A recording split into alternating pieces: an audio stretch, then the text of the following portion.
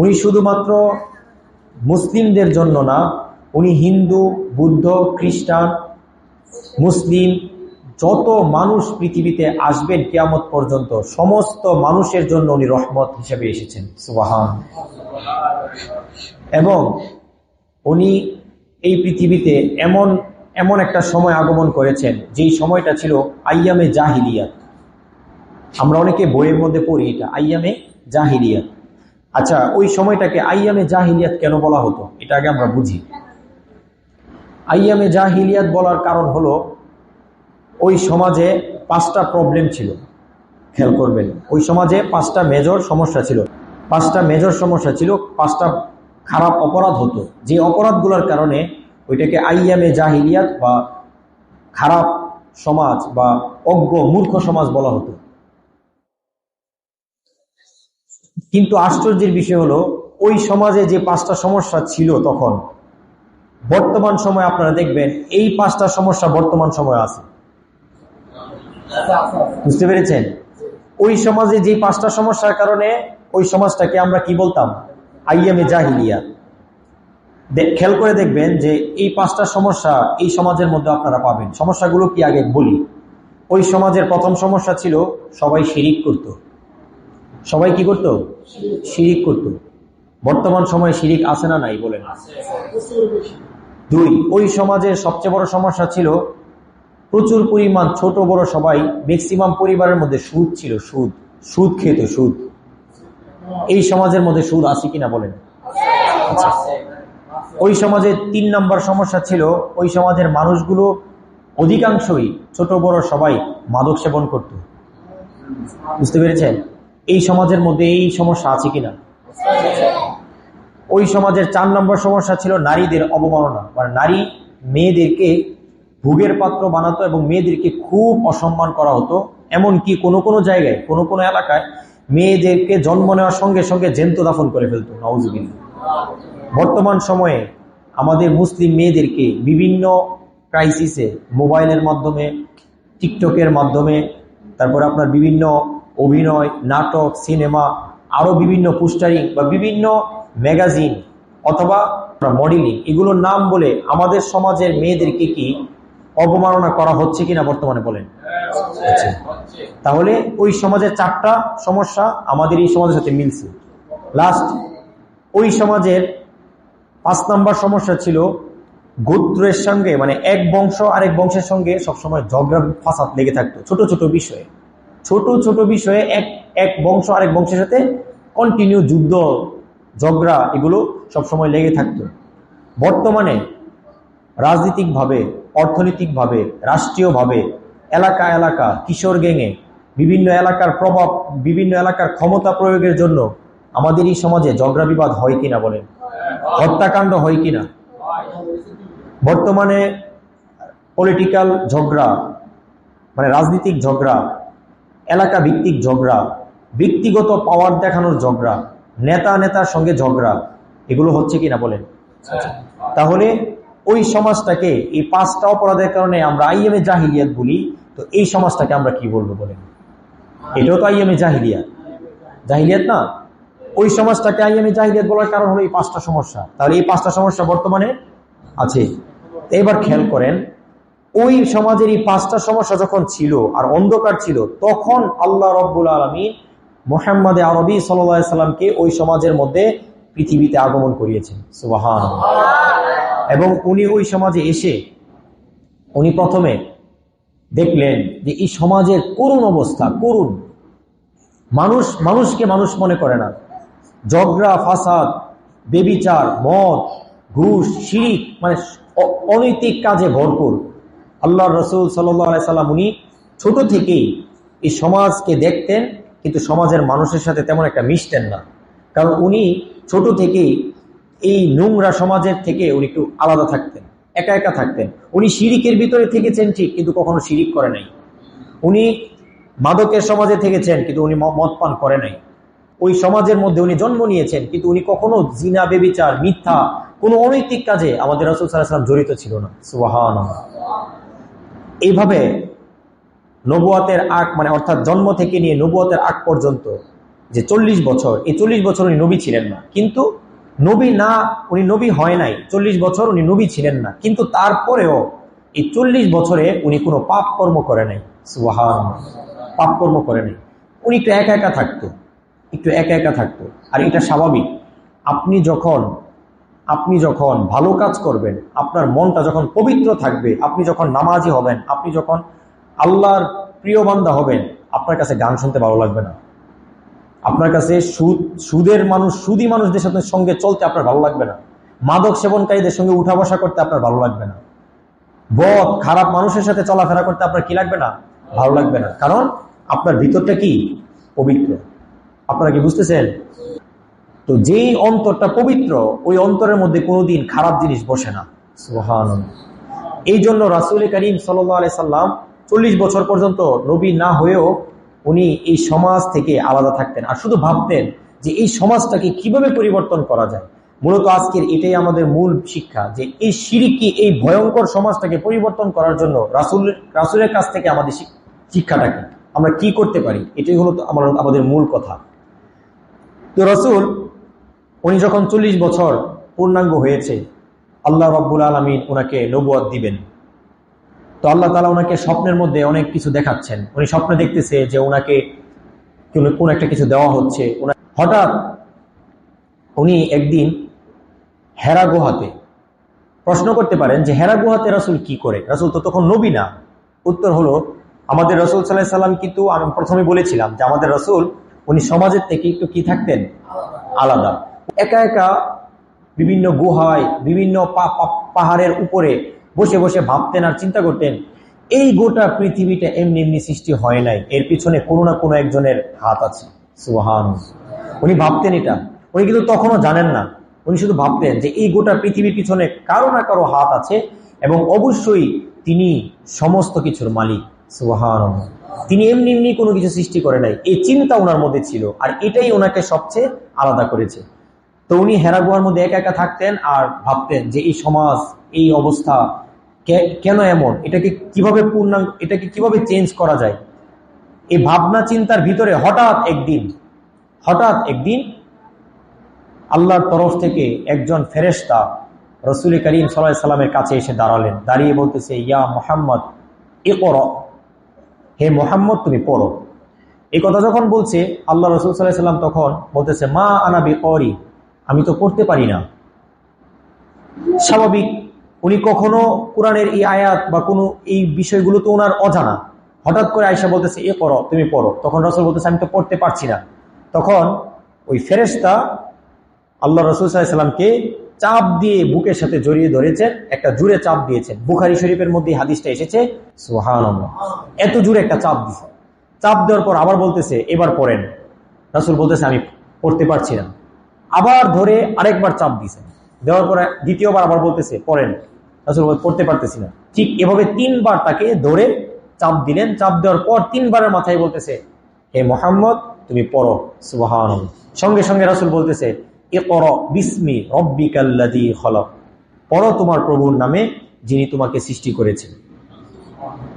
এই আয়াতটা সূরা আলাকের এই আয়াতটা সর্বপ্রথম হেরা গুহার মধ্যে নাজিল হয়। মানে পবিত্র কোরআন সেদিনই সর্বপ্রথম এই পৃথিবীতে রাসূলের 40 বছর বয়সে, রাসূলের বয়স যখন 40, তখন এই পৃথিবীতে এই কোরআনের এই প্রথম আয়াত পৃথিবীতে আসা শুরু হয়। আর উনি সেদিন থেকে নবুয়তের দায়িত্ব পান। সুবহানাল্লাহ।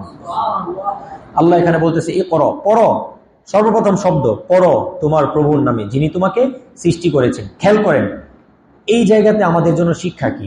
আমি প্রত্যেকটা বিষয় আপনাদেরকে একটা করে বলবো, আর এখান থেকে একটা শিক্ষা বের করে দিব। আপনারা খুব গভীর মনোযোগ সহকারে এই শিক্ষাটা খেয়াল করবেন। আল্লাহ রাসূল সাল্লাল্লাহু আলাইহি সাল্লাম যে সমাজে ছিল, সমাজটা কি ছিল? শিরিকের সমাজ না?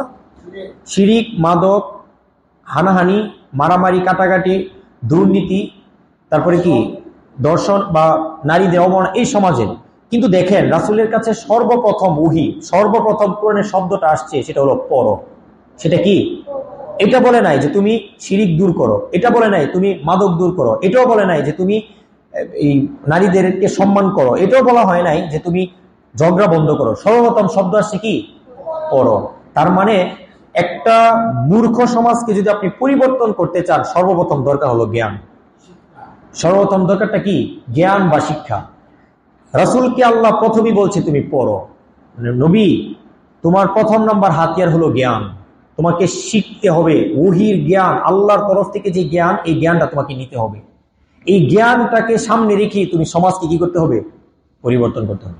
প্রথমে আসছে ইকরা, তুমি পড়ো। এরপর আল্লাহ বলতেছে ইকরা বিসমি রাব্বিকাল্লাযী খলাক, প্রভুর নামে যিনি তোমাকে সৃষ্টি করেছেন। মানে প্রথমে জ্ঞান, তারপরে ঈমান। বলেন আগে কি ঈমান না আগে জ্ঞান? জ্ঞান। ঈমান সম্পর্কে আগে আপনার জানতে হবে, পরে আপনার কি করতে হবে? ঈমান আনতে হবে। আপনি ঈমান কি যদি না জানেন, তাহলে ঈমানের কি, এটা কি খায় না মাথায় দিয়ে বুঝতে পারবেন? আগে জানতে হবে। তার মানে সর্বপ্রথম হলো জ্ঞান। কিন্তু আজকে আমাদের সমাজের সবচেয়ে বড় দুর্বলতা হলো আমরা জানি কম, বলি বেশি। আমরা জ্ঞান নলেজ কম, কিন্তু আমরা মানে নলেজ ছাড়া কথা বলি, এবং যতটুকু বুঝ আছে এর থেকে দ্বিগুণ পরিমাণ আমরা কমেন্ট করি। এটা হলো আমাদের সবচেয়ে খারাপ লক্ষণ। এই জন্য আমাদের সবাইকে শিক্ষা অর্জন করতে হবে। কি শিখতে হবে? আমাকে কোরআন শিখতে হবে, আমাকে হাদিস জানতে হবে, রাসূলের জীবনী সম্পর্কে জানতে হবে, নামাজ, ইবাদত, ইসলাম সম্পর্কে আপনাকে আমাকে জানতে হবে। এরপরে আপনি কি করতে পারবো? এই মানুষগুলোকে আস্তে আস্তে পরিবর্তন করতে পারবো। সবাইকে বুঝতে পেরেছেন? তাহলে রাসূলের উপর ওহী আসছে প্রথমে কি? পড়ো। এরপর আল্লাহ রাসূলকে যখন এই কথাগুলো বলল, রাসূল সাল্লাল্লাহু আলাইহি ওয়াসাল্লাম ভয় পেয়ে গেছে। কারণ তার কাছে প্রথম এই পরিস্থিতি, তিনি ভয় পেয়ে হেরা গুহা থেকে বের হয়ে তিনি তার স্ত্রী খাদিজা রাদিয়াল্লাহু আনহার ঘরে চলে আসলেন। আসার পর ওনার জ্বর উঠে গেছে। জিবরাইলকে রাসূল প্রথমে দেখার পরেই আল্লাহ রাসূলের জ্বর আইসা পড়ছিল। জিবরাইল আলাইহিস সালাম সাধারণ কোনো ব্যক্তি ছিল না, সাধারণ কোনো ফেরেশতাও না। সহিহ বুখারীর মধ্যে আছে জিবরাইল আলাইহিস সালাম কেমন। আল্লাহ রাসূল বলেন, আমি জিবরাইলকে দেখেছি, লাহু সিত্তু মিআতা জানাহিন, তার 600 মতো ডানা, মানে তার ডানা হয়ে আছে 600। এই জিবরাইল আলাইহিস সালামকে দেখে আমাদের রাসূলের জ্বর আইসা পড়ছে, জ্বর। উনি বাড়িতে আসছে, আইসা শরীরের মধ্যে কাঁথা কম্বল নিয়ে উনি শুয়ে গেছে। জ্বর আসলে সাধারণত শীত লাগে, উনি শুয়ে গেছে। শুয়ে যাওয়ার পরে আবার আল্লাহ রাব্বুল আলামিন আয়াত নাজিল করেছেন, ইয়া আইয়ুহাল মুদ্দাসসির কুম ফাআনদির ওয়া রাব্বাকা ফাকাব্বির। আল্লাহ বলছেন, ইয়া আইয়ুহাল মুদ্দাসসির, হে আমার চাদর পরিহিত বন্ধু, সুবহানাল্লাহ, হে আমার কম্বল পরিহিত বন্ধু, ফাআনদির, জ্বর আসছে, কাঁপতেছো, শুয়ে আছো, আর শুয়ে থাকার সময় নাই। উঠো, শুয়ে থাকার সুযোগ নাই। আজকে থেকে তুমি নবী, তোমার উপর বিশাল বড় দায়িত্ব আসছে, আর ঘুমানোর সময় নাই। উঠো, কম্বল ফেলো, উঠো। ফাআনদির, তাদেরকে সতর্ক করো। ওয়ারাব্বাকা ফাকাব্বির, তোমার রবের পবিত্রতা বর্ণনা করো, সুবহানাল্লাহ, তার মহত্ব বর্ণনা করো। আল্লাহ রাসূল সাল্লাল্লাহু আলাইহি ওয়াসাল্লাম এই কথা আসছে পরে রাসূল বুঝছেন আর বসে থাকার সময় নেই। এই তখন থেকে আল্লাহ রাসূল সাল্লাল্লাহু আলাইহি ওয়াসাল্লাম 23 বছরের জিন্দেগির শেষ সময় পর্যন্ত এই উম্মতের ফিকির ওনার চেহারার মধ্যে ভাসমান ছিল। আল্লাহ রাসূলের ব্যাপারে সাহাবায়ে কেরাম বলতো যে আমরা যখনই রাসূলকে দেখতাম, তখনই দেখতাম উনি কোন একটা কিছু নিয়ে ভাবছেন, আর উনি প্রত্যেকটা জিনিসই ওনার মধ্যে এমন ছিল যে উনি কিছু একটা করবেন, সামনে করবেন, অর্থাৎ উনি একটা টার্গেটে চলতেন, উনি একটা মিশনে চলতেন। উনি সবসময় প্রত্যেকটা কাজ করার সময় একটা মিশন থাকতো যে আমার একটা টার্গেট আছে। আজকে আমাদের কতজনের টার্গেট আছে? আমরা কয়জন জানি যে আমরা সামনে কি করব? আমাদের লাইফ টার্গেট কি? আমাদের আসলে লক্ষ্যটা কি? আমরা কি করতে চাই? আসলে আগামী 10 বছর পরে আমি কি করতে চাই? আমার সাথে আল্লাহর সম্পর্কটা কেমন হওয়া দরকার? এই সমাজটাকে আমি কেমন দেখতে চাই? আমার এই সমাজের করণীয় কি? বা আমি নিজের জীবনটাকে কি করতে চাই? আগামী 10 বছর পরে আমি কি করতে চাই? আসলে এটা কি আমার এখন ভাবা দরকার না? দরকার। আল্লাহ রাসূল এই ফিকিরটা নিয়ে ঘুরতেন। রাসূল সাল্লাল্লাহু আলাইহি ওয়াসাল্লাম এভাবে যখন আল্লাহর দাওয়াত আসলেন যে দাওয়াত পৌঁছে দাও, 3 বছর, খেয়াল রাখবেন, 3 বছর, প্রথম 3 বছর তিনি গোপনে দাওয়াত দিচ্ছেন। গোপনে অর্থাৎ সামনাসামনি না, গোপনে নীরবে। প্রথমে তিনি খাদিজা রাদিয়াল্লাহু তাআলা ওনার স্ত্রীকে সর্বপ্রথম দাওয়াত দিয়েছেন। ওনার স্ত্রী ওনার হাতে হাত রেখে মুসলিম হয়েছেন, সুবহানাল্লাহ। এরপরে উনি ওনার কাছের বন্ধু আবু বকর রাদিয়াল্লাহু তাআলাকে দাওয়াত দিয়েছেন। অর্থাৎ নবুয়তের শুরু থেকে মক্কার জীবনের নবুয়ত, মানে উনি মক্কার জীবনে যেদিন থেকে নবী হয়েছেন, ওই নবী হওয়ার থেকে প্রথমেই উনি ওনার স্ত্রী খাদিজা, পরে হলো আবু বকর রাদিয়াল্লাহু তাআলাকে কি করেছেন? দাওয়াত দিয়েছেন। এরপরে উনি আলীকে দাওয়াত দিয়েছেন। এরপরে উনি যায়েদ ইবনে হারিসাকে দাওয়াত দিয়েছেন। মানে পরিবারের মানুষকে সর্বপ্রথম দাওয়াত দিয়েছেন। পরিবারের সবাই ওনার উপর ঈমান এনেছে। বিশেষ করে আবু বকর রাদিয়াল্লাহু তাআলা আনহু, উনি ঈমান আনার পর উনি আবার গোপনে সাদ ইবনে আবি ওয়াক্কাস, আব্দুর রহমান ইবনে আউফ, এরকম জলিলুল কদর বড় বড় সাহাবীদেরকে আবু বকর রাদিয়াল্লাহু আনহু দাওয়াত দিয়ে ইসলাম কবুল করিয়েছেন। সুবহানাল্লাহ। এইভাবে গোপনে গোপনে উনি ওনার দাওয়াতের কাজ কি চালিয়ে। তো রাসূল সাল্লাল্লাহু আলাইহি সাল্লাম প্রথমে 3 বছর গোপনে দাওয়াত দিচ্ছিলেন। এখান থেকে আমাদের শিক্ষা কি খেয়াল করেন। দ্বিতীয় শিক্ষা হলো, আপনি যে কোনো একটা সমাজকে পরিবর্তন করতে চাইলে প্রথমেই আপনি পুরো সমাজকে পারবেন না। আপনাকে একটা বড় সময় নিয়ে, মিশন নিয়ে আপনাকে কাজ করতে হবে। এবং প্রথমেই আপনি প্রকাশ্যে ওর বিরুদ্ধে, তার বিরুদ্ধে দাঁড়িয়ে গেলে হবে না। গোপনে গোপনে আপনাকে আস্তে আস্তে আপনার যে ইসলামের কাজটা, এটা আপনাকে আস্তে আস্তে উপরে নিতে হবে। কারণ আপনার আশপাশে শত্রু, ইহুদি নাসারা, হিন্দু, খ্রিস্টান, মুশরিক, এদের চেলাচামুন্ডা অভাব নাই। বুঝতে পেরেছেন? এজন্য আমাকে আপনাকে প্রথম শিক্ষা হলো যে আমরা প্রথমে শুরু থেকে আস্তে ধীরে শুরু করব। এবং প্রথম কাজটা শুরু করব পরিবার থেকে। কোন জায়গা থেকে? পরিবার। আমাদের প্রথম পরিবর্তন হবে কোন জায়গাটা পরিবর্তন করতে হবে? পরিবারকে। আমরা অনেকেই নিজের পরিবারের দিকে খেয়াল করি না, কিন্তু অন্যদের চিন্তা করি। এটা কিন্তু খারাপ। প্রথমে আপনাকে আমাকে দাওয়াত দিতে হবে কাকে? পরিবারকে। মানে আমার পরিবার, আমার সন্তান, আমার স্ত্রী, আমার ভাই, আমার বাবা, আমার মা, এদেরকে আগে ইসলামের পথে আনতে হবে, এরপরে আমি বাহিরে যাব। রাসূল সাল্লাল্লাহু আলাইহি ওয়াসাল্লামের প্রথম দাওয়াত কাদেরকে দিয়েছেন? ওনার পরিবারকে। এরপরে আসেন, 3 বছর উনি দাওয়াতের কাজ করেছেন কিভাবে? গোপনে। কিভাবে করেছেন? গোপনে। এবং রাসূল সাল্লাল্লাহু আলাইহি ওয়াসাল্লাম যখন দেখলেন যে ওনার মোটামুটি কিছু সংখ্যক সাহাবী ওনার দলে ইসলামের পথে এসেছে, তখন উনি একটা জায়গা তৈরি করলেন, একটা মজলিস তৈরি করলেন, একটা তালিমের বৈঠক উনি তৈরি করলেন লুকায়িত হবে, যে জায়গাটার নাম দিয়েছেন দারুল আরকাম। জায়গাটার নাম কি? দারুল আরকাম। মানে এই জায়গাটা ছিল এমন একটা জায়গা যে সাহাবায়ে কেরাম ইসলাম শিখেছে তারা এখানে প্রতিদিন আসতো। আয়েশা রাসূলের কাছ থেকে দিন শিখতো। আয়েশা বলতো, ইয়া রাসূলুল্লাহ, আমাদেরকে আজকে বলেন, নতুন কোনো কিছু শিক্ষা দেন, নতুন কিছু বলেন, আমরা কিভাবে আল্লাহকে মানবো, কিভাবে কি করব। রাসূল প্রতিদিনই তাদেরকে অল্প অল্প করে হাদিস, কোরআনের বিভিন্ন আয়াত, এই যে আপনারা পবিত্র কোরআনের মধ্যে দেখেন মাক্কি সূরা, অনেক সূরা আছে না মাক্কি, মক্কায় অবতীর্ণ, এই সূরাগুলো আল্লাহ রাসূল যখন মক্কায় ছিল তখন এই সূরাগুলো নাজিল হইতো। এই সূরার বিভিন্ন আয়াত রাসূল তাদেরকে নিয়ে পড়তেন, তাদেরকে শোনাইতেন এবং ইসলামের পথে রাখতেন। তার মানে এখান থেকে আমাদের শিক্ষাটা হলো, আমাকে আপনাকে ওই একদিন তালিম শুনে চলে গেলে হবে না। মাঝে মধ্যে এভাবে কি করতে হবে? তালিমে বসতে হবে। প্রতিদিন নতুন নতুন কিছু শিখতে হবে ইসলামের উপর থেকে। তাহলে আমি সাহাবীদের মতো ঈমানটা আমাদের থাকবে। খেয়াল করে দেখবেন, একদিন আপনি শিখিয়ে যদি বের হয়ে যান, আপনার কিন্তু আবার গুনাহের পরিবেশে গেলে গুনাহের মতো হয়ে যাবেন। এই জন্য আপনাকে কন্টিনিউ এটা ঠিক রাখতে হবে, তালিমের পরিবেশটা। এরপর 3 বছর দাওয়াত যখন গোপনে দেন, 3 বছর পরে হঠাৎ আল্লাহ রাব্বুল আলামিন আয়াত নাজিল করেন, ফাসদা বিমা তুমার ওয়া আইদ আনিল মুশরিকিন। আল্লাহ রাব্বুল আলামিন সূরা হিজরের 94 নম্বর আয়াতে বলছেন, হে নবী, আর গোপনে না, এবার প্রকাশ্যে দাওয়াত দেন। এখন প্রকাশ্যে দাওয়াত দেন। আল্লাহ বলতেছে, এখন কি করেন? প্রকাশ্যে দাওয়াত দেন। এই কথা যখন আয়াত নাজিল হলো, আল্লাহ রাসূল সাল্লাল্লাহু আলাইহি সাল্লাম কি করলেন? প্রকাশ্যে দাওয়াত দিতে লাগলেন। এবং এরপর আল্লাহ আরো বলতেছেন, ওয়াংজির আশিরাতাকাল আকরাবিন, আপনার পরিবার বংশের যারা আছে তাদেরকে আপনি এখন প্রকাশ্যে সামনাসামনি দাওয়াতের কাজ করেন। আল্লাহ রাসূল এই আয়াত আসার পরে কুরাইশের সাফা, আপনারা আরবের সাফা পাহাড় আছে না, সাফা পাহাড়, সাফা মারওয়া, এই সাফা পাহাড়ের উপর রাসূল গিয়ে দাঁড়ালেন নবুয়তের 3 বছর পরে। দাঁড়িয়ে বলতেছে, ইয়া মাশারাল কুরাইশ, হে কুরাইশের নেতারা, আপনারা শুনেন, সবাই শুনেন। মানে কুরাইশের সমস্ত নেতাদেরকে, রাসূলের চাচা যারা, সব চাচাদেরকে, মুরব্বীদেরকে সবাইকে ডাক দিছে, মুরব্বিয়ানে কেরাম, আপনারা শুনেন। আমি আপনাদের সন্তান, আমি যদি আজকে আপনাদেরকে বলি যে এই পাহাড়ের পিছনে একটা দল আপনাদেরকে আক্রমণ করার জন্য এখানে উৎপেতে আছে, আপনারা কি আমার কথা বিশ্বাস করবেন? সবাই এক বাক্যে বলছে, মা জাররাবনা আলাইকা ইল্লা সিদক, মুহাম্মদ, আমরা ছোট থেকে তোমাকে বড় পর্যন্ত কোনোদিন হাসি তামাশা করেও মিথ্যা বলতে শুনি নাই। সুবহানাল্লাহ, তুমি কোনোদিন মিথ্যা বলো নাই। তোমাকে আমরা সত্যবাদী ছাড়া, আল আমিন ছাড়া, বিশ্বাসী ছাড়া চিনি না। তুমি যা বলো আমরা চোখ বন্ধ করে তা বিশ্বাস করব। সুবহানাল্লাহ।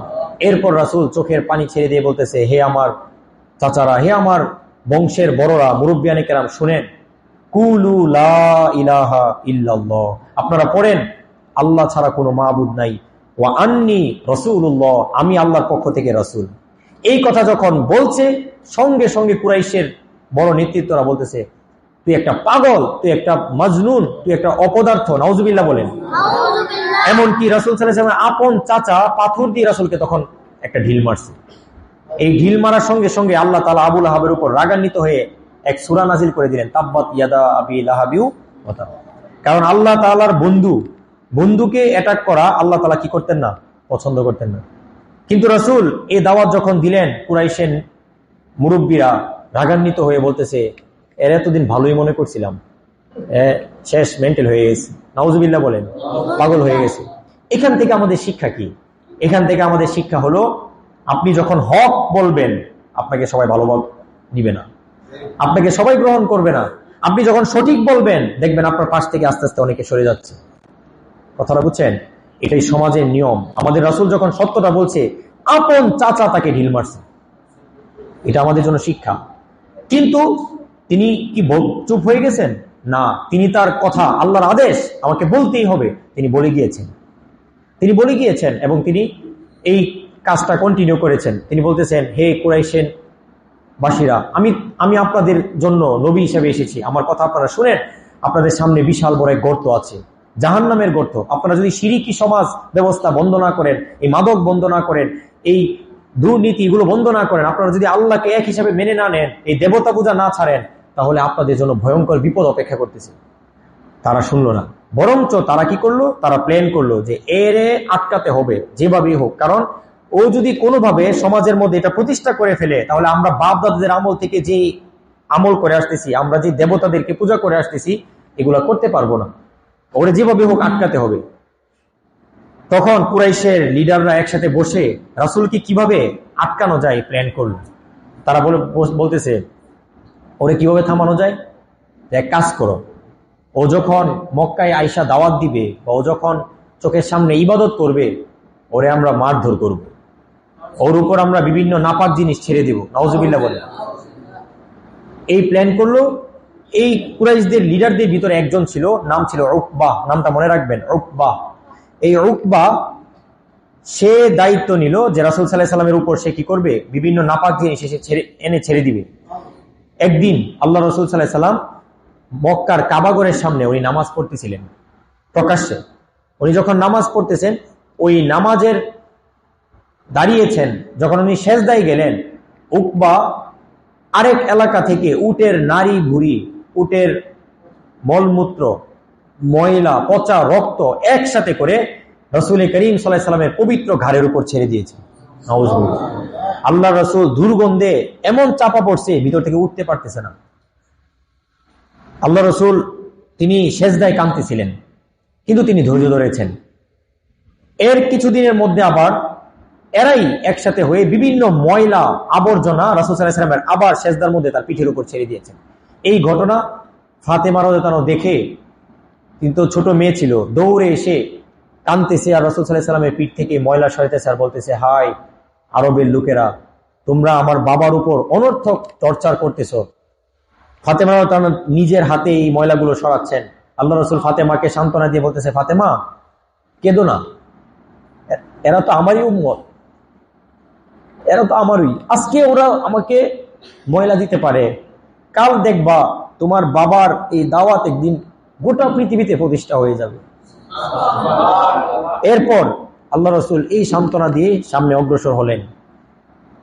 এর কিছুদিন পর রাসূল সাল্লাল্লাহু আলাইহি ওয়াসাল্লাম রাস্তা দিয়ে হাঁটছিলেন একা একা, মক্কার একটা অলি দিয়ে একা একা হাঁটছিলেন। হাঁটার পথে এই উকবাই রাসূলকে একা পেয়ে, তার হাতে একটা কাপড় ছিল, হাদিসের মধ্যে এসেছে একটা কাপড়, লম্বা কাপড় ছিল বা একটা রশি ছিল। উকবা পিছন দিক দিয়ে গিয়ে আল্লাহ রাসূল সাল্লাল্লাহু আলাইহি ওয়াসাল্লামের গলার মধ্যে রশিটা গলার মধ্যে লাগিয়ে দুই পাশ থেকে জোরে একটা টান দিল। রাসূল সাল্লাল্লাহু আলাইহি ওয়াসাল্লামের ভিতর থেকে জিহ্বাটা এক হাত বের হয়ে গেছে। এমন জোরে টান দিছে যে রাসূল সাল্লাল্লাহু আলাইহি ওয়াসাল্লামের এখানে চাপ লাগার ফলে তার জিহ্বাটা বাহিরে বের হয়ে গেছে, তার চেহারা লাল হয়ে গেছে, চোখগুলো লাল হয়ে গেছে। দূর থেকে আবু বকর রাদিয়াল্লাহু আনহু এই দৃশ্য দেখার সঙ্গে সঙ্গে চিৎকার করে দৌড় দিয়ে এসে উকবাকে ধাক্কা দিয়ে সরিয়ে বলতেছে, আতাকতুলুনা রাজুলান আইয়াকুলা রাব্বি আল্লাহ। হায় উকবা, তুমি কি শুধুমাত্র এমন একজন মানুষকে এতটুকু অপরাধে হত্যা করতে চাচ্ছ যে শুধুমাত্র বলে যে আমার রব আল্লাহ? সে কি তোমাদের কোনো সম্পদ হরণ করেছে? সেই কি তোমাদের কোনো কিছুকে ছিনিয়ে নিয়েছে? সেই কি তোমাদের কোনো অধিকার হরণ করেছে? কোনো কিছুই না। সে ছোট থেকে বড় হয়েছে সমাজের মধ্যে, কারোর সঙ্গে কোনো অপরাধ সে করে নাই, কিন্তু শুধুমাত্র এতটুকু বলছে যে আমার রব আল্লাহ। এই এতটুকুর জন্য তোমরা সবাই মিলে তাকে হত্যা করে ফেলতেছ। আবু বকর কাঁদতেছে, কারণ রাসূল সাল্লাল্লাহু আলাইহি ওয়াসাল্লামের অবস্থাটা ছিল মারাত্মক। এত জোরে ওনার ঘাড়ের মধ্যে চিপ দিছে যে ঘাড়ের নিচ দিয়ে ছিলে গেছে, একদম ছিলে গেছে এবং সামনে দিয়ে জিহ্বা বের হয়ে গেছে। কিন্তু রাসূল এখানে ধৈর্য ধারণ করলেন।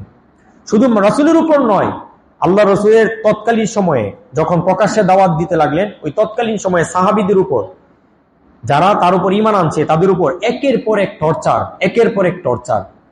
বেলাল রাদিয়াল্লাহু তাআলা আনহু কেন ইসলাম আনলো, কেন মুহাম্মদ সাল্লাল্লাহু আলাইহি ওয়াসাল্লামের দলে ঢুকলো, কেন ওনার কথা মানলো, এই জন্য উত্তপ্ত গরমের মধ্যে, গরম বালুর মধ্যে বেলালকে উলঙ্গ করে শুয়ে তার উপর পাথরে চাপা দিত।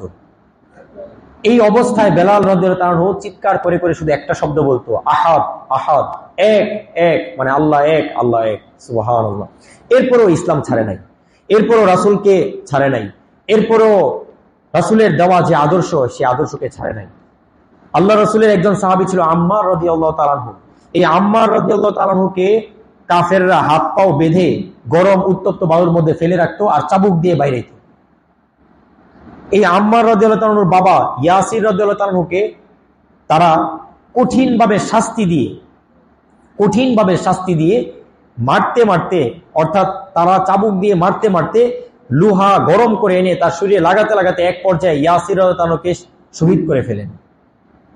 ইয়াসির কষ্ট সহ্য করতে না পেরে ইন্তেকাল করেন। এই আম্মার রাদিয়াল্লাহু তাআলার মা সুমাইয়া রাসূল সাল্লাল্লাহু আলাইহি ওয়াসাল্লামের দ্বীন মানার কারণে আবু জেহেল তার হাতের খঞ্জর দিয়ে সুমাইয়া রাদিয়াল্লাহু তাআলা আনহার লজ্জাস্থানের মধ্যে খঞ্জর ঢুকিয়ে তাকে হত্যা করে ফেলছে। নাউযুবিল্লাহ। ইসলামের প্রথম শহীদ, সর্বপ্রথম শহীদ হয়েছেন সুমাইয়া রাদিয়াল্লাহু তাআলা আনহা, একজন মেয়ে। আজকের আমাদের মেয়েদেরকে এটা কে বুঝাবে যে এই পৃথিবীতে ইসলামের জন্য সর্বপ্রথম শহীদ হয়েছে একজন মেয়ে? আর আজকে আমাদের মেয়েরা বসে বসে বয়ফ্রেন্ডের জন্য মেহেদি দেয়, টিকটক করে, ফেসবুক চালায়, বেপরদায় চলে। অথচ মেয়েরাই সর্বপ্রথম রাসূলের উপর ঈমান আনছে, মেয়েরাই সর্বপ্রথম নিজের জীবন রাসূলের জন্য ত্যাগ করেছে। সুবহানাল্লাহ। এই কষ্ট প্রকাশ্যে আঘাতের পর আঘাত যখন সাহাবায়ে কেরামকে দিতে লাগলো, আল্লাহ রাসূল সিদ্ধান্ত নিলেন যে সাহাবীদেরকে যদি রাখে এই মক্কায় তাহলে সবাইকে মেরে ফেলবে।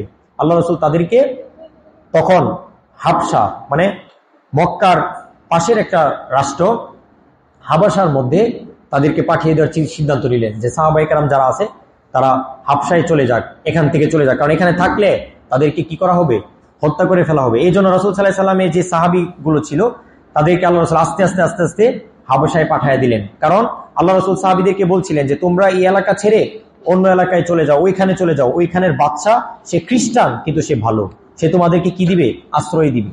এখান থেকে একটা জিনিস বুঝার আছে, সেটা হলো আমরা যারা ইসলাম, মোটামুটি বর্তমান সময়ে যুবক যারা আছি, ইসলাম নিয়ে যারা গবেষণা করি, আমাদের উচিত ইসলামের পাশাপাশি বর্তমান ওয়ার্ল্ড অ্যাফেয়ার্স, পৃথিবীর অবস্থা সম্পর্কে জানা। কোন দেশটা কি অবস্থায় আছে, কোন দেশটা মুসলমানদের শত্রু, কোন দেশটা মুসলমানদের বন্ধু, কোন দেশটা মুনাফিক, কোন দেশটা সত্যিকার অর্থে মুসলিমদের, কোন দেশের শাসক মুসলিমদের পক্ষে কাজ করে, এই বিষয়গুলো জানা কিন্তু একটা সুন্নাহ। কেন বললাম, খেয়াল করেন, রাসূল যখন সাহাবীদেরকে হাবশায় পাঠালেন, মানে এই বাদশা নাজ্জাশীর কাছে পাঠালেন, রাসূল কি আগে তার কাছে গিয়েছিলেন? না, রাসূল যায় নাই। কিন্তু রাসূল সাল্লাল্লাহু আলাইহি ওয়াসাল্লাম জানলেন কিভাবে যে সাহাবায়ে কেরামকে ওইখানে পাঠালে তারা ওইখানে নিরাপদে থাকবে? তার মানে রাসূল সাল্লাল্লাহু আলাইহি ওয়াসাল্লাম শুধুমাত্র মক্কার খবর নিতেন না, তিনি মক্কায় দাওয়াতের পাশাপাশি আশপাশের রাষ্ট্র সম্পর্কে জ্ঞান রাখতেন। সুবহানাল্লাহ। উনি এমন একজন প্রজ্ঞাবান ব্যক্তি ছিল, উনি শুধুমাত্র মক্কা না, আশপাশের বিভিন্ন রাষ্ট্র, কোন রাষ্ট্রের প্রেসিডেন্ট কেমন, কোন রাষ্ট্রের রুম কেমন আছে, পারস্য কেমন আছে, এবং কোন জায়গায় সাহাবীদেরকে পাঠালে নিরাপদে থাকবে, উনি কিন্তু সাহাবীদেরকে ছেড়ে দেয় নাই। উনি কিন্তু বলে নাই তোমাদেরকে মারতেছে, তোমরা যেখানে খুশি সেখানে চলে যাও, এটা কিন্তু উনি বলে নাই। একজন লিডার এমনই হয়, একজন সত্যিকারের লিডার এমনই হয়, তিনি তার কর্মীদেরকে কি করে না, বিপদের মধ্যে ছেড়ে দেয় না। উনি তার কর্মীদেরকে ছেড়ে দেয় নাই, বরঞ্চ বলতেছে তোমরা এক কাজ করো, আস্তে আস্তে তোমরা হাবশায় চলে যাও, সেখানে গিয়ে তোমরা নিরাপদ আশ্রয় নাও। সুবহানাল্লাহ। তো সাহাবায়ে কেরাম অনেকেই হাবশায় চলে গেলেন। এরপরে মক্কার অনেক কাফেররা রাসূলের উপর টর্চার করতেছে, কোনোভাবেই তাকে মানাতে পারছে না। এক পর্যায়ে যখন নবুয়তের ৭ম বছর আসলো, ৭ম বছর, এই ৭ম বছরে আল্লাহ রসুল সাল্লাল্লাহু আলাইহি ওয়াসাল্লাম উনি তার কাছে কাফেরদের পক্ষ থেকে একটা লুপ, মানে তাদের রাসূলকে ইয়া করার জন্য, মানে মানানোর জন্য তাদের পক্ষ থেকে একটা দাবি আসলো বা একটা অনুরোধ আসলো যে হে মুহাম্মদ, তুমি আমাদেরকে বলো তুমি কি চাও, আসলে তুমি কি চাও যে এই গোটা মক্কা শহরে তোমাকে লিডার বানিয়ে দিব? তুমি যদি চাও আমাদেরকে বলো, আমরা লিডার বানিয়ে দিব। তুমি কি, তাহলে তোমার সামনে আরেকটা অপশন, তুমি কি চাও যে এই গোটা মক্কা নগরীর সমস্ত সম্পদ তোমার কাছে থাকবে? তাহলে এটাও তোমাকে দান করা হবে। আর না হয় তুমি কি এটা চাও যে এই মক্কা নগরীর সবচেয়ে সুন্দরী মেয়েকে তোমাকে দেওয়া হবে, তোমাকে বিয়ে করে দেওয়া হবে? এটা যদি চাও এটাও বলো, তোমাকে দিয়ে দেওয়া হবে। তুমি যা চাও, আমরা সমস্ত মানে মক্কার সমস্ত কুরাইশের লিডাররা তোমাকে তাই দিতে প্রস্তুত, বলো তুমি কি চাও। আল্লাহ রাসূল বলতেছে, আমার সাথে এগুলোর কোনো সম্পর্ক নাই, আমি এই কোনো কিছুই চাই না, বরঞ্চ আমি চাই এই গোটা সমাজটাকে আমি তাওহীদে পরিপূর্ণ করতে, সুবহানাল্লাহ, জান্নাতি বানাতে। তখন ওই কাফেরদের মধ্যে থেকে এই সে উকবাই আয়েশা বলতেছে যে মুহাম্মদ, আমার মনে হচ্ছে তোমার মাথায় সমস্যা, চলো তোমাকে একটা ডাক্তার দেখাই। একটা কারণ স্বাভাবিক, মানে সে বলতেছে এটা তো স্বাভাবিক, কারণ একজন মানুষ টাকাও চায় না, ক্ষমতাও চায় না, নারীও চায় না, পৃথিবীতে যা মূল্যবান সম্পদ এগুলো কোনো কিছুই সে চাচ্ছে না, তাহলে সে পাগল ছাড়ার কিছুই না। কোনো না কোনো কিছুর প্রতি তো তুমি আকৃষ্ট হওয়ার দরকার। তা আমরা ভাবতেছি তোমার ব্রেনের চিকিৎসা দরকার। আল্লাহ রাসূল সাল্লাল্লাহু আলাইহি ওয়াসাল্লাম বললেন, শুনেন, এইগুলোর সাথে আমার কোনো সম্পর্ক নাই। এরপরে না পেরে রাসূল সাল্লাল্লাহু আলাইহি ওয়াসাল্লামকে তাদের মন মতো ইয়া করতে পারে নাই, তাদের মতের সাথে মিলাতে পারে নাই, এই জন্য তার চাচা আবু তালেবকে গিয়ে ধরছে যে আবু তালেব, আপনি আপনার ভাতিজাকে বুঝান, আর না হয় আপনারও খবর আছে, আপনি যেভাবে হোক, আপনি মক্কার লিডার, আপনাকে আমরা সম্মান করি, আপনার ভাতিজার আপনি আটকান। তখন রাসূল সাল্লাল্লাহু আলাইহি ওয়াসাল্লাম চাচা গেছে, গিয়ে বলতেছে, ভাতিজা, আচ্ছা তোমার টার্গেটটা আসলে কি, তুমি আমাকে বলো, তুমি যেটাই চাও সমস্যা নাই, দেওয়া হবে, তুমি আমাকে বলো। তখন রাসূল কাঁদতেছিলেন, কেঁদে কেঁদে চাচাকে বলতেছে, চাচা, কুরাইশের সবাই যদি আজকে আমার ডান হাতে সূর্য আর বাম হাতে চাঁদও রেখে দেয়, এরপরও আমি আল্লাহর দ্বীনের দাওয়াত বন্ধ করব না, বন্ধ করব না। এই আজকে যদি আমি মুহাম্মদ সাল্লাল্লাহু আলাইহি ওয়াসাল্লাম ছাড়া গোটা পৃথিবীর সমস্ত মানুষ আমার বিরুদ্ধে দাঁড়ায়, আর আমি একা যদি থাকি, আমি একাই আল্লাহর দ্বীনের কাজ করব। এই কথা যখন বলছে, চাচা বুঝছে যে তার ভাতিজা কি করবে না, ফিরবে না। আল্লাহ রাসূল সাল্লাল্লাহু আলাইহি ওয়াসাল্লামকে এভাবেই রেখে দিয়েছেন, ঠিক আছে ভাতিজা, তুমি তোমার কাজ করো। এখন দেখলো কাবার কাফেররা, এই মক্কার কাফেররা দেখলো যে কোনোভাবে রাসূল মানতেছে না। রাসূল সহ তার সাহাবায়ে কেরাম সহ আবু তালেব তার পুরো পরিবারের সঙ্গে মক্কার কাফেররা সিদ্ধান্ত নিল যে তাদের সাথে কোনো সম্পর্ক নাই, সমস্ত সম্পর্ক বাদ, তাদের সঙ্গে কোনো বেচা কিনা করা বন্ধ, তাদের সঙ্গে মেয়ে বিয়ে দেওয়া বন্ধ, তাদের সঙ্গে খাবার বেচা কিনা বন্ধ, তাদের সঙ্গে কথা বলা বন্ধ, মানে এভরিথিং। সমাজের সবাই মিলে রাসূল এবং তার সাহাবায়ে কেরাম এবং আবু তালেব সহ সবার সঙ্গে তারা বয়কট করলো। নাউজুবিল্লাহ বলেন। বয়কট মানে এমন বয়কট, সামাজিক বয়কট, যে এই ওরা আসলে কোনো কিছু বিক্রি করবা না, ওদের কাছ থেকে কোনো কিছু কিনবা না, ওদের সঙ্গে কথা বলবা না, ওদেরকে মানে ওদের সঙ্গে কোনো সম্পর্ক নাই, এরকম ভাবে সামাজিক ভাবে রাসূলকে বয়কট করলো। আর এই বয়কটের কারণে 3 বছর, নবুয়তের 7ম বছর থেকে 10ম বছর পর্যন্ত 3 বছর আল্লাহ রাসূল, তার সাহাবী এবং আবু তালেব সহ 3 বছর মক্কার সবাই মিলে রাসূলকে বয়কট করলো। আর এই বয়কটের কারণে সাহাবায়ে কেরাম এতটা কষ্ট পেয়েছিল, এতটা কষ্টে জীবন কাটাইছিল যে খাবারের অভাবে তারা গাছের পাতা ছিঁড়ে ছিঁড়ে এই গাছের পাতাকে পানির মধ্যে সিদ্ধ করে করে খেত। এই গাছের পাতা খেত খাবারের অভাবে। সাহাবায়ে কেরামের খাবারের অভাবে গাছের ছাল, গাছের পাতা এগুলোকে ছিঁড়ে ছিঁড়ে খেতে হয়েছে। এত একটা কঠিন বয়কট ছিল ওই সময়টা। 3 বছর বয়কটের পর কাবার কাফেরদের হৃদয়ের মধ্যে একটু মায়া লাগছে, থাক এরা তো আমাদেরই বংশ, আর কত এদেরকে কষ্ট দিব। 3 বছর পর ওদের মনটা নরম হয়েছে। যখন নবুয়তের 10ম বছর, মানে রাসূল সাল্লাল্লাহু আলাইহি ওয়াসাল্লাম নবুয়ত পাওয়ার 10 বছর পর 7ম বছর থেকে 10ম বছর, এই 3 বছর পরে তারা সিদ্ধান্ত নিল ঠিক আছে বয়কট করব না, তাদের সাথে মিলে যায়, কিন্তু নির্যাতন চালিয়ে যাব। তো পরে বয়কট বন্ধ হলো, বন্ধ করার পরে রাসূলের সঙ্গে তারা মিলিত হলো, কিন্তু নির্যাতন চালিয়ে গেল, নির্যাতন বন্ধ নাই।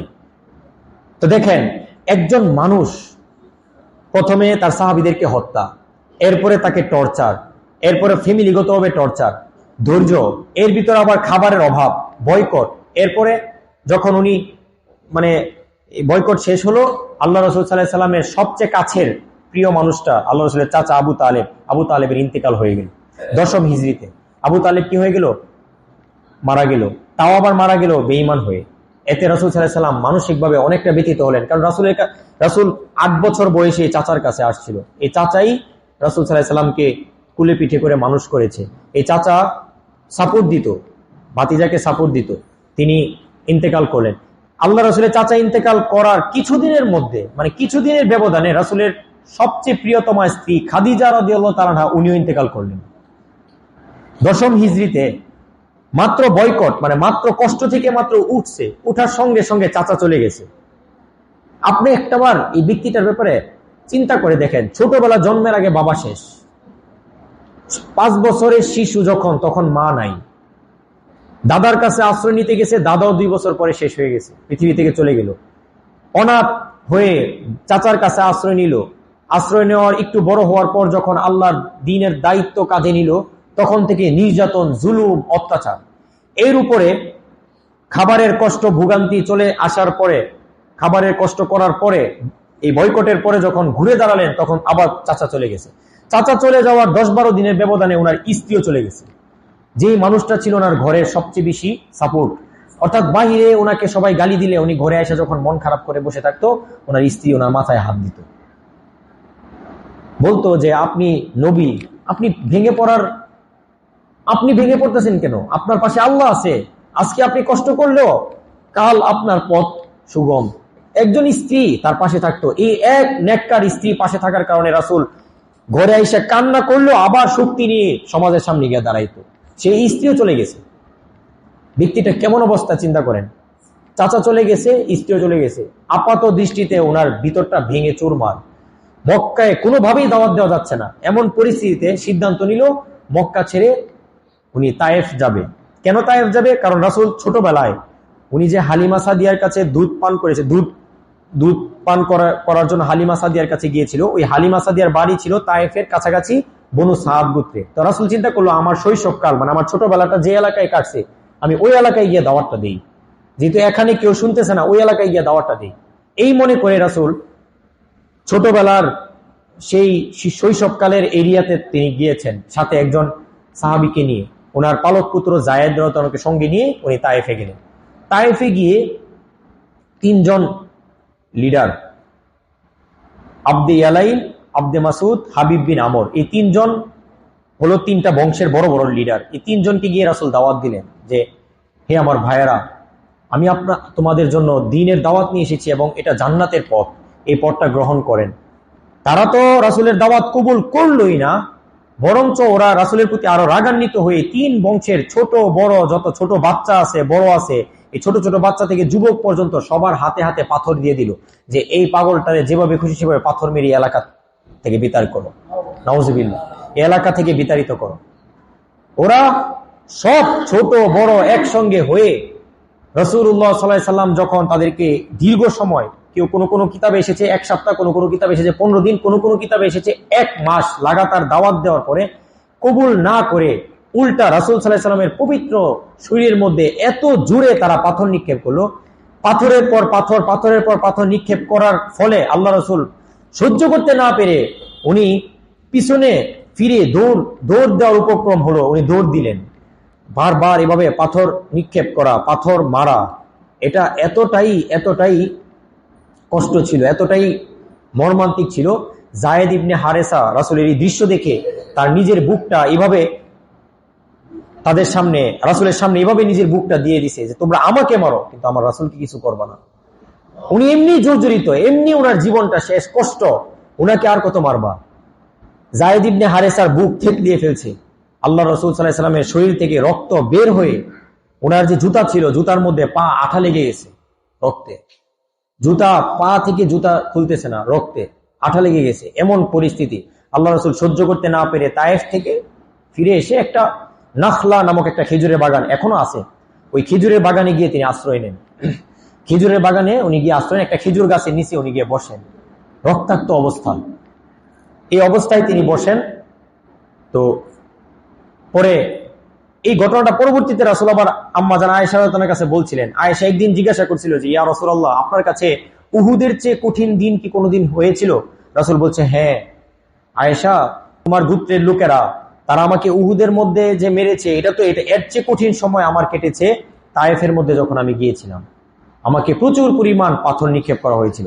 তো রাসূল এরকম শরীরে রক্তে রঞ্জিত অবস্থায় জর্জরিত হয়ে এই গাছের নিচে আইসা বসছে, বৈশা আল্লাহ রাসূল কাঁদতেছিলেন। তখন রাসূল সাল্লাল্লাহু আলাইহি ওয়াসাল্লামের কান্নাটা এই খেজুর বাগানের যে মালিক, উতবা তার নাম, উতবা, এই উতবা মালিক দেখে তার মায়া লাগছে। সে এই খেজুর বাগানের যে দারোয়ান, এই দারোয়ানকে কয়েকটা খেজুর আঙ্গুর দিয়ে পাঠাইছে যে যাও ওই লোকটা যে বসে আছে তাকে নিয়ে দাও, দেখো তাকে কি অবস্থা করছে। এই দারোয়ান সে আসলো, আয়েশা আল্লাহ রাসূল সাল্লাল্লাহু আলাইহি ওয়াসাল্লামকে খেজুর আঙ্গুর এগুলো দিছেন, এবং সে আফসোস করতেছে যে হায় হায়, লোকটাকে এভাবে মারলো। তারা দাওয়াত কবুল করে নাই, ভালো লাগে নাই, বের করে দিত, মারলো কেন? আর একটা মানুষকে এভাবে মারে, সারাটা শরীর রক্তে রঞ্জিত করে ফেলছে, ব্যথায় লোকটা কাঁদতেছে একা একা। তখন গিয়ে আল্লাহ রাসূলের সামনে খাবারটা, খেজুর আঙ্গুর রাখছে, বলতেছে নেন, এটা আপনার জন্য, আপনি খান। তার নাম হলো আদ্দাস। আদ্দাস সে ছিল একজন ইহুদি, পরবর্তীতে সে সাহাবী হয়েছেন, আদ্দাস রাদিয়াল্লাহু আনহু। ওই খেজুর বাগানে বর্তমানে এখনো একটা মসজিদ হয়েছে ওনার নাম দিয়ে, এই আদ্দাস নামে।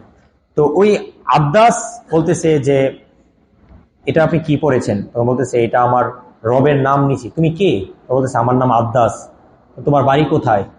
আমি নিনুয়া এলাকায় আমার বাড়ি। ও রাসূল বলতেছে, ও আচ্ছা, তুমি আমার ভাই ইউনুসের এলাকার লোক। সুবহানাল্লাহ। এই কথা বলছে, সঙ্গে সঙ্গে আদ্দাস বলতেছে, আশ্চর্য, আপনি ইউনুসকে কিভাবে চিনেন? ইউনুস তো আমাদের পূর্বেকার অনেক বড় নবী। তখন রাসূল বলতেছে, আদ্দাস, ইউনুস আমার ভাই। সুবহানাল্লাহ। ইউনুস আমার ভাই, নবীরা একজন আরেকজনের ভাই, আমার এই ভাইকে আল্লাহ তাআলা অনেক আগে পাঠিয়েছিলেন। এই কথা শোনার সঙ্গে সঙ্গে আদ্দাস বুঝে ফেললেন উনি কোনো সাধারণ ব্যক্তি না, উনি মহান নবী সাল্লাল্লাহু আলাইহি ওয়াসাল্লাম। সাথে সাথে আদ্দাস আল্লাহ রাসূলের হাতে হাত রেখে কালেমা পড়ে ঈমান গ্রহণ করলেন, কবুল করলেন তাওহীদ। সাথে সাথে আদ্দাস কবুল করলেন, ইসলাম কবুল করে নিলেন, মুসলিম হয়ে গেলেন। রাত্র হলো, আল্লাহ রাসূল সাল্লাল্লাহু আলাইহি সাল্লাম ব্যথায় জর্জরিত, রাতের বেলা দুই হাত আল্লাহর দরবারে উঠাইছে, উঠায় উনি একটা দোয়া করছিলেন ওই দিন ওই খেজুর বাগানে। এই দোয়াটা এতটাই বেদনাদায়ক ছিল, এই দোয়াটা এতটাই বেদনাদায়ক ছিল যে দোয়াটার ভাষা আরবি যারা বুঝেন তারা সবচেয়ে ভালো বুঝবে, এটা বাংলা দিয়ে বোঝানো সম্ভব না, এতটা আবেগময় ছিল। রাসূল সেদিন দুই হাত তুলে আল্লাহর কাছে বলছিল, হে আমার প্রতিপালক, আল্লাহুম্মা ইন্না নাসআলুকা মাসআলাতাল মিসকিন, হে আমার রব, আজকে আমি আপনার কাছে এমন ভাবে চাচ্ছি যেমন ভাবে একজন মিসকিন তার মালিকের কাছে চায়। ইন্নাকা তা'লামু সিররি ওয়া আলানিয়াতি, হে আমার রব, আপনি আমার ভিতর এবং বাহিরে সবকিছু জানেন, আপনি আমার সবকিছু জানেন, এবং আপনি আমার প্রত্যেকটা পরিস্থিতি সম্পর্কে ভালো করে অবগত আছেন, আপনি আমাকে দেখতেছেন। আমি জানি আমি আমার দুর্বলতা, আমি আমার গুনাহ, আমি আমার সমস্ত খারাপ কিছুর আপনার সামনে স্বীকার করতেছি, মানে নিজেকে কতটা করুণ করে এরপর আল্লাহর কাছে হাত তুলে বলতেছে, আল্লাহুম্মা ইলাইকা আশকু দুআফা কুওয়াতি ওয়া কিল্লাতা হিলাতি ওয়া হাওয়ানি আলান নাস, হে আমার রব, আজকে আমি একজন দুর্বল, অসহায়, আমি দুর্দশাগ্রস্ত, ফকির, মিসকিন অবস্থায় আজকে আপনার দরবারে আসছি। ইলা মান তাকিলুনি, হে আমার রব, আপনি আমাকে কার কাছে ন্যস্ত করলেন, কাদের কাছে পাঠালেন? ইলা মান তাকিলুনি, কার কাছে আমাকে পাঠালেন? ইলা আদুইন বাঈদিন ইয়াতাহাজ্জামুনি, আমাকে আমার মক্কা থেকে আপনি দূরবর্তী শত্রুদের কাছে আইনা ছেড়ে দিলেন। আজকে তারা আমাকে একা পেয়ে পাথর মেরে জখম করলো। ইয়াতাহাজ্জামুনি, তারা আমাকে কিভাবে জখম করেছে। আজকে আমার পাশে কেউ নাই, আপনি আমাকে আমার বাড়ি থেকে এনে তাদের কাছে ন্যস্ত করলেন। রাসূল বলতেছে অথবা কি আপনি আমাকে তাদের কাছে এমন ভাবে ছেড়ে দিলেন যে মাল্লাকতাহু মিন আমরি, যে তারা আজকে আমার মালিক হয়ে গেছে, তারা আজকে আমাকে গোলামের মতো আমার সঙ্গে ব্যবহার করেছে, আমার উপর তারা গোলামের মতো ব্যবহার করেছে। এরপরেও তিনি বলতেছে এরপরেও আপনি যদি আমার উপর খুশি থাকেন, ফালা উবালি, আমার কোনো সমস্যা নেই, কিন্তু আমি এতটুকুই চাই ওদেরকে আপনি ঈমানের দৌলত দান করেন। আল্লাহ রাসূলের কাছে তখন পাহাড়ের ফেরেশতা আসছে। আয়েশা বলতেছে আপনি একবার বলেন, আপনার আদেশে পুরো তায়েফকে তছনছ করে দিব। রাসূল বলছেন না, আমি ওদের জন্য বদদুয়া করতে পারি না, আমি তো রহমাতুল লিল আলামিন, আমি তাদের জন্য রহমত হয়ে প্রেরিত হয়েছি। ব্যথায় জর্জরিত হয়েও তিনি তার উম্মতের জন্য কি করে নাই? বদদুয়া করে নাই। তায়েফ থেকে যখন ফিরে আসলো এই শরীর নিয়ে, ব্যথিত শরীর নিয়ে মক্কায় আসার সঙ্গে সঙ্গে মক্কার কাফেররা বলতেছে, কি রে মুহাম্মদ, তোমার কোনো ইজ্জত, তোমার কোনো সম্মান, তোমার কোনো মহাব্বত, তোমার কি আছে সমাজে বলো? ছোট ছোট বাচ্চারা তোমারে পাথর দিয়ে মারে, এর চেয়ে লজ্জা আর কোনো কিছু আছে?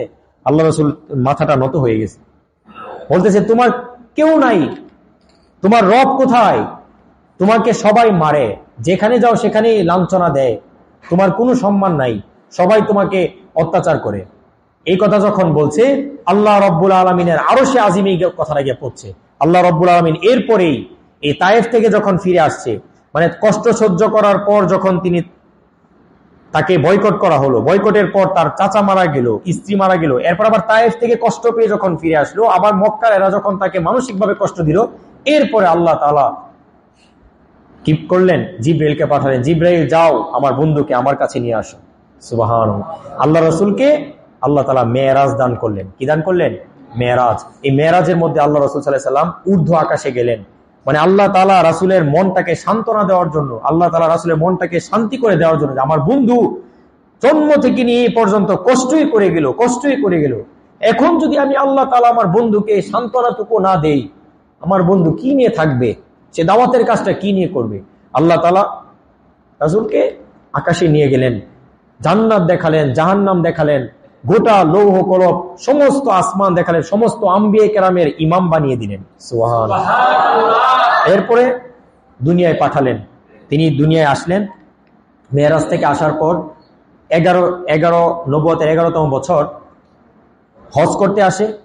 এরকম মদিনার 12 জন হাজি আসলো, আয়েশা রাসূল সাল্লাল্লাহু আলাইহি ওয়াসাল্লামের হাতে হাত রেখে মুসলিম হওয়ার পর আল্লাহ রাসূল এই 12 জনের সঙ্গে মুসআব ইবনে উমাইর নামে একজন সাহাবী, ওনাকে দিয়ে দিলেন যে যাও মুসআব, তুমি 12 জনের সঙ্গে মদিনায় যাও, মদিনায় গিয়ে মদিনায় দ্বীনের দাওয়াতের কাজ করো, যদি সম্ভব হয়, মদিনায় যদি পরিবেশ সুন্দর হয়, আল্লাহর আদেশ আসে, ইনশাআল্লাহ আমি মক্কা ছেড়ে অচিরেই মদিনায় চলে যাব। সুবহানাল্লাহ। এরপর তিনি 11 হিজরিতে পাঠাইছেন কতজনকে? 12 জনের সঙ্গে একজন সাহাবী 13 জনকে পাঠাইছে। পরের বছর নবুয়তের 12তম বছর, মানে 11তম বছরে পাঠাইছে, 12তম বছরে 70 জন সহ টোটাল 75 জন মুসলিম হয়ে পরের বছর চলে আসছে রাসূলের কাছে। এই 75 জন আয়েশা রাসূল সাল্লাল্লাহু আলাইহি ওয়াসাল্লামের হাতে হাত রেখে বলতেছে, ইয়া রাসূলুল্লাহ, আমাদের মদিনা কমপ্লিট, আপনি আমাদের এখানে চলে আসেন, মক্কায় থাকলে ওরা আপনাকে মেরে ফেলবে, আপনি আমাদের কাছে চলে আসেন, আমরা আপনাকে শেল্টার দিব, আপনি আমাদেরকে নিয়ে দ্বীনের কাজ করতে পারবেন।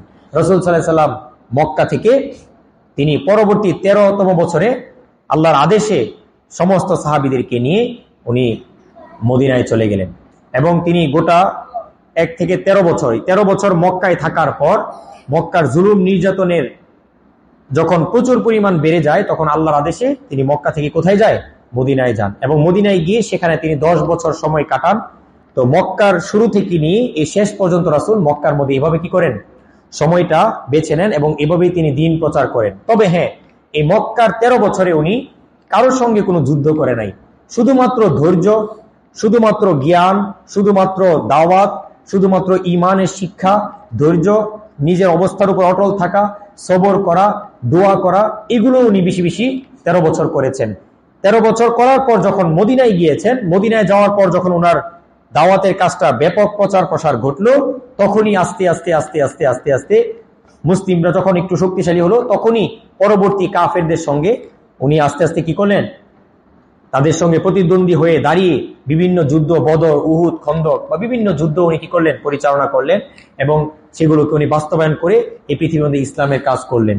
তার মানে আল্লাহ রাসূল সাল্লাল্লাহু আলাইহি ওয়াসাল্লামের 23 বছরের জীবনীতে আমরা যদি এক বাক্যে দেখি, তাহলে 23 বছরের জীবনীতে 13 বছর হলো ওনার দ্বীন প্রচারের মৌলিক কাজ, দ্বীন প্রচারের মূল জিনিসটাই হয়েছে 13 বছর।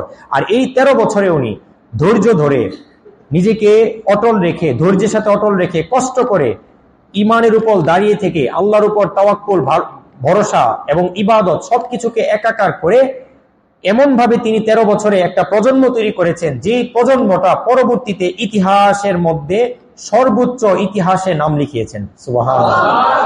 এই 13 বছরে আবু বকর তৈরি হয়েছে, এই 13 বছরে আলী তৈরি হয়েছে, এই 13 বছরে উমর তৈরি হয়েছে, এই 13 বছরে উসমান তৈরি হয়েছে, এই 13 বছরে সাদ ইবনে আবি ওয়াক্কাস তৈরি হয়েছে, এই 13 বছরে এমন সাহাবী তৈরি হয়েছে যেই সাহাবায়ে কেরাম পরবর্তীতে 10 বছরের 27টা যুদ্ধ রাসূল সাল্লাল্লাহু আলাইহি সাল্লামের জন্য নিজের সিনা তাক করে রাসূলের সামনে দাঁড়িয়ে ইসলামের জন্য নিজের জীবন ত্যাগ করতে বাধ্য হয়েছে তারা।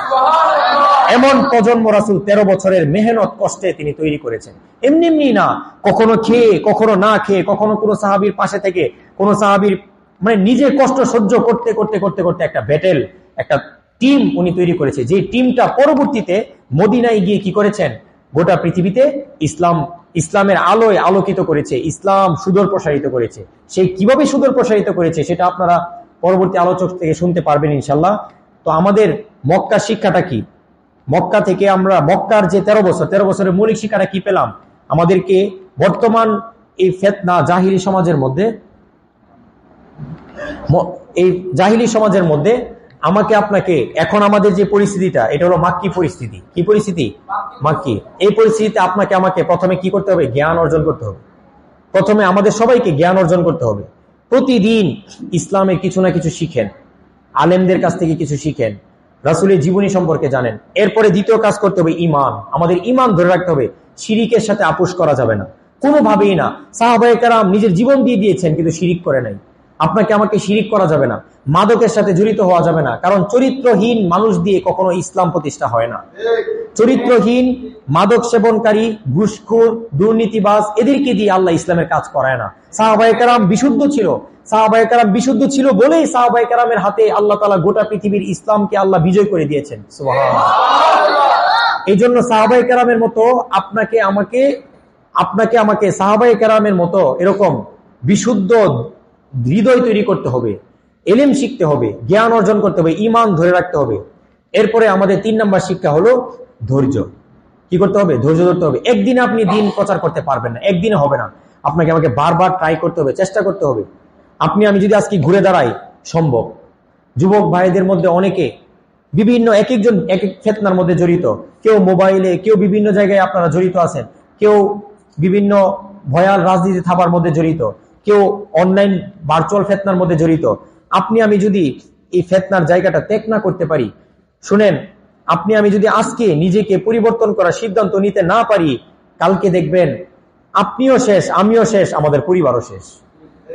মনে রাখবেন, বর্তমান সময়ে আপনার আমার সবচেয়ে বড় দৌলত হলো ঈমান। এই ঈমানকে নিয়ে, ঈমান ধ্বংস করার জন্য যত ধরনের কৌশল আছে, সমস্ত কৌশল আজকে কাফেররা ব্যবহার করতেছে। নারী দিয়ে, ফেসবুকে বিভিন্ন, ইউটিউব, টিকটক, ফেসবুক, অনলাইনের ভার্চুয়াল বিভিন্ন ফিতনার জগৎ দিয়ে। অনলাইনে ভালো কিছু আছে, কিন্তু অধিকাংশ মানুষ ভালোর মধ্যে নাই। উলঙ্গ, বেহায়াপনা যা যা আছে সবকিছু আজকে যুবকদের মধ্যে সবকিছু ছড়িয়ে দিয়ে, মাদক ছড়িয়ে দিয়ে, সবকিছু ছড়িয়ে দিয়ে মুসলিম সমাজগুলোকে আজকে চূড়ান্ত পর্যায়ের ধ্বংসের দ্বারপ্রান্তে নিয়ে গেছে। কারণ কাফেররা অন্তত এটা জানে যে যুবকরা যদি একবার জানে যে তারা আবু বকরের মতো হতে পারলে ইসলাম কায়েম হয়ে যাবে, ওরা যদি একবার জানে যে আলীর মতো হতে পারলে ইসলাম কায়েম হয়ে যাবে, ওরা যদি একবার জানে ওসমান এবং যায়েদ বিন হারেসা, আব্দুর রহমান ইবনে আউফ এরকম সাহাবীর মতো হলে ইসলাম কায়েম হয়ে যাবে, এটা যদি যুবকরা জানতে পারে, তাহলে আমাদের এই ক্ষমতা আর থাকবে না, আমাদের এই দাজ্জালি সমাজ আর থাকবে না। এই জন্য যুবকদেরকে কি করা যায়? তাদের টার্গেটটা আস্তে করে কি করো, সরিয়ে দাও। তাদের টার্গেটটা আখিরাত বাদ দিয়ে দুনিয়া দিয়ে দাও। আমাদের টার্গেট কি? আমাদের মিশন কি? আজকে আমি শেষ এই কথাটা বলে আমার আলোচনা শেষ করি। মক্কা জীবনের মৌলিক মাক্কি সূরার মধ্যে বেসিক 2টা আয়াত আমি সবচেয়ে বেশি ফলো করি এবং আমি আমার জীবনের জন্য আমি এটাকে অনুপ্রেরণা হিসেবে নিয়েছি এবং আপনাদের জন্য আমি এটা আজকে পেশ করছি। 2টা আয়াত। এক, সূরা আলে ইমরান। সূরা আলে ইমরানের মধ্যে 82 নম্বর আয়াতে আল্লাহ রাব্বুল আলামিন স্পষ্ট বলে দিয়েছেন, কুল্লু নাফসিন যায়িকাতুল মাউত ওয়া ইন্নামা তুওয়াফাউনা উজুরাকুম ইয়াওমাল কিয়ামাহ ফামান যুহজিহা আনিন নার ওয়া উদখিলাল জান্নাতা ফাকাদ ফাজ ওয়া মাল হায়াতুদ দুনিয়া ইল্লা মাতাউল গুরুর। আল্লাহ বলতেছে প্রত্যেকটা প্রাণী তোমাকে মরতে হবে। তুমি এটা বুঝে নাও আর না বুঝো, তোমাকে মরতে হবে। সুখে থাকলেও তোমাকে মরতে হবে, দুঃখে থাকলেও তোমাকে মরতে হবে। তুমি নামাজ পড়লেও মরতে হবে, নামাজ না পড়লেও মরতে হবে। তুমি যদি মাদক সেবন করো তাও তোমাকে মরতে হবে, মাদক সেবন না করলেও তোমাকে মরতে হবে। তুমি যদি টাকার পিছনে দুর্নীতি করো, টাকার জন্য যদি তুমি তোমার ঈমান বিক্রি করে দাও, তাও তোমাকে কি করতে হবে? মরতে হবে। এটা আগে মাথায় ঢোকাও, তোমাকে মরতে হবে। 1 নাম্বার। এরপর আল্লাহ বলতেছে ওয়াইন্নামা তুওয়াফাউনা উজুরাকুম ইয়াওমাল কিয়ামা, এবং তোমাদের আমলগুলো তোমাদের সামনে প্রকাশ করা হবে। ফামান যুহজিহা আনিন নার, সেদিন শেষ বিচারের দিন যেই ব্যক্তি তার আমল দিয়ে জাহান্নাম থেকে বাঁচতে পারবে, ওয়া উদখিলাল জান্নাহ, এবং জান্নাতে প্রবেশ করতে পারবে, ফাকাদ ফাজ, সে হলো সাকসেস, সে হলো সফল। ওয়ামাল হায়াতুদ দুনিয়া ইল্লা মাতাউল গুরুর। আর মনে রেখো, দুনিয়ার এই জীবনটা খেলতামাশা, ধোঁকা ছাড়া কিছুই না। কোরআনের একটা আয়াত। আরেকটা আয়াত হলো আল্লাহ তাআলা বলতেছেন সূরা আনকাবুতের 57 নম্বর আয়াতের মধ্যে আল্লাহ বলছেন, কুল্লু নাফসিন যায়িকাতুল মাউত সুম্মা ইলাইনা তুরজাউন। তোমাদের সবাইকে মরতে হবে এবং তোমাদের সবাইকে আমি আল্লাহর সামনে দাঁড়াতে হবে। আপনি একটাবার চিন্তা করেন, আপনার আমার লাস্ট গন্তব্যটাই হলো আল্লাহর সামনে দাঁড়ানো। আজকে আমরা যারা আছি এখনো আমাদের এই পৃথিবীটা, আমরা এখন যারা আছি, আমরা সবাই একটা সফরের মধ্যে আছি। কিসের মধ্যে? জার্নি, সফর। আমাদের সবার জীবনটা একটা চলমান সফর, যার শেষ গন্তব্য 3.5 হাত কবর। আপনি যাই করেন না কেন, আমরা সবাই কিন্তু প্রতিদিন একদিন করে মৃত্যুর দিকে আগাচ্ছি।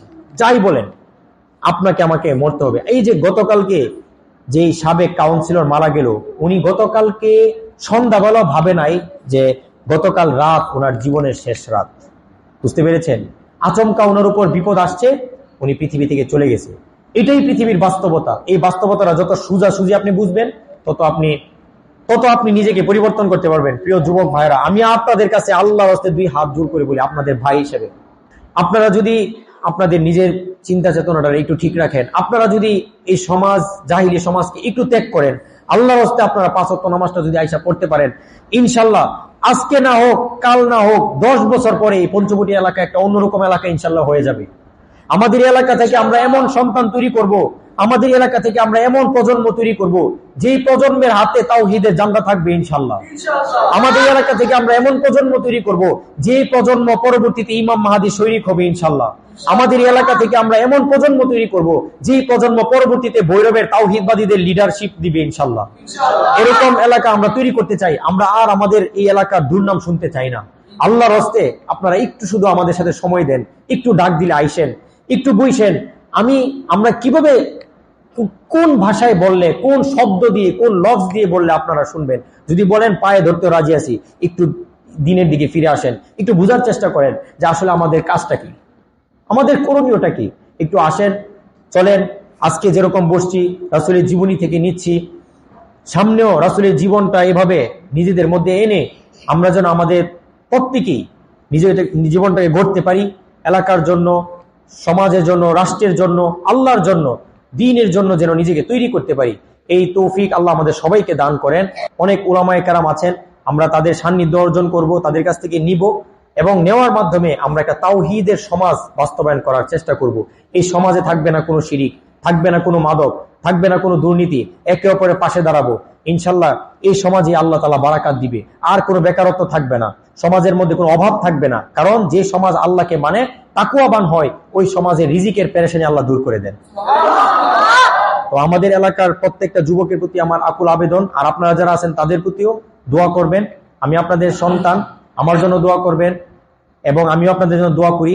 আর চেষ্টা করবেন মসজিদের মধ্যে জামাতের সাথে সালাতটা পড়ার জন্য। তো ওয়া আখির দাওয়ানা আলহামদুলিল্লাহি রাব্বিল আলামিন।